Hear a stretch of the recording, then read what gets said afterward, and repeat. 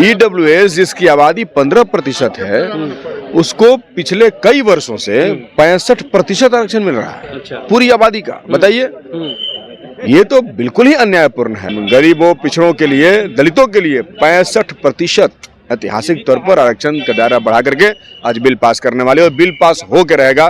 BJP वाले इस सवाल को उठा करके वो जो 65% आरक्षण मिलने वाला है, वो नहीं चाहते हैं कि ये पास हो बिल। इस बिल को रोकने के लिए सब जो है हथकंडा अपना रहे हैं। राजवनवास किस सवाल पे होगा भाई? आज बिहार के लिए कोई नहीं। नीतीश जी ने अपने बयान पर आपत्ति जाहिर कर दिया। अच्छा। खुद के बयान पर माफी मांग ली। देश को भरमा रहे थे कि पिछड़ा प्रधानमंत्री, अरे इन्होंने अगड़ों को आरक्षण दिया और हमने पिछड़ों को आरक्षण दिया। इसलिए पिछड़ों का अगर कोई दल है, पार्टी है, तो महागठबंधन है, वो इंडिया है। बिहार विधानमंडल शीतकालीन सत्र का आज तो चौथा दिन है। ऐसे में जिस तरह से जाति आधारित गणना का रिपोर्ट सार्वजनिक हुआ, उसके बाद लगातार आरक्षण का दायरा बढ़ाने की मांग चल रही थी, लेकिन इसी बीच कैबिनेट से आरक्षण का दायरा बढ़ाने को लेकर के पास हो गया। अब आज बिल पास होना है। इस पर बात करने के लिए हमारे साथ भाकपा वाले के विधायक है अजीत कुशवाहा। इसको जिस तरह से बिल पास हो रहा है, अब बीजेपी वाले कह रहे हैं तो बिल तो ला लिए, हम लोग तो समर्थन भी कर रहे हैं, लेकिन आरक्षण में प्रमोशन में आरक्षण कब मिलेगा? बीजेपी का बेबसी आप देखिए।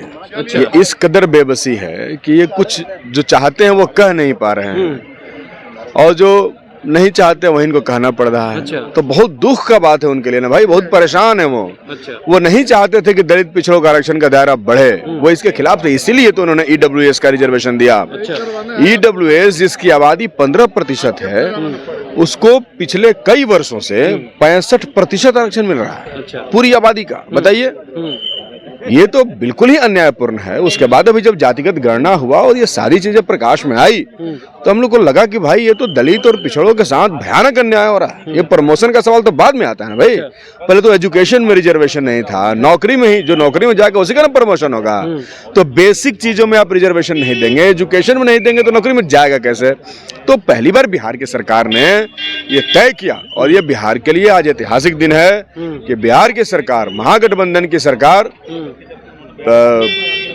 गरीबों, पिछड़ों के लिए, दलितों के लिए 65% ऐतिहासिक तौर पर आरक्षण का दायरा बढ़ा करके आज बिल पास करने वाले, और बिल पास हो के रहेगा। इसके लिए हम लोग प्रतिबद्ध हैं और निश्चित तौर पर बिल पास होगा।